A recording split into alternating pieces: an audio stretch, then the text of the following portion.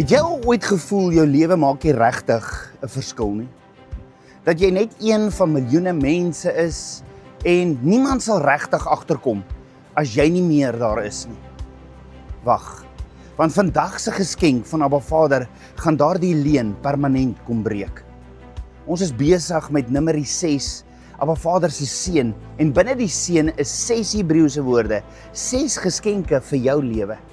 Die eerste geskenk het ons gesien is seën, die Hebreëse woordjie barak, wat beteken sy intieme nabyheid wat jou vrymaak.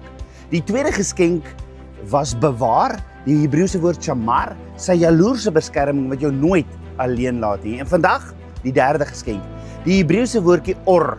Die Afrikaanse Bybel vertaal dit as skyn, maar dit is soos om die son te beskryf as 'n kersvlam. Or beteken om aangeskakel te word, om helder te word, om lig na buite te stuur, sodat die hele wêreld dit kan sien.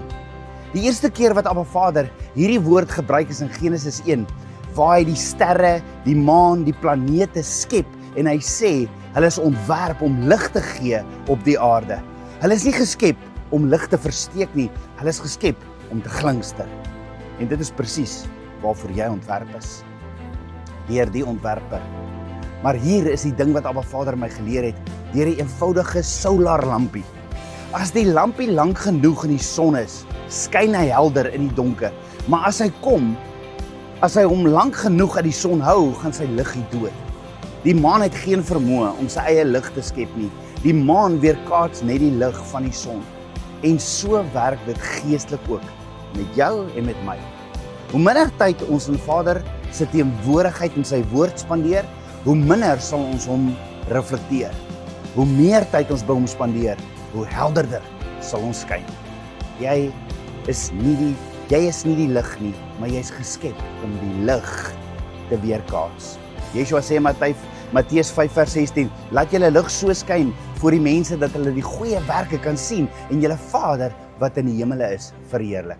Ja, Abba Vader wil sy lig oor jou laat skyn, sodat jou lewe die wêreld rondom jou verlig. Jou lewe maak 'n verskil.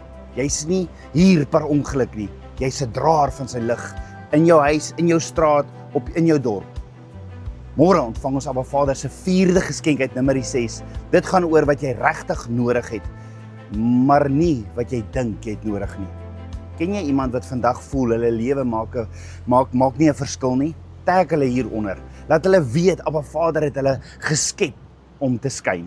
En onthou, staan op, jy's geroep vir 'n tyd soos nou.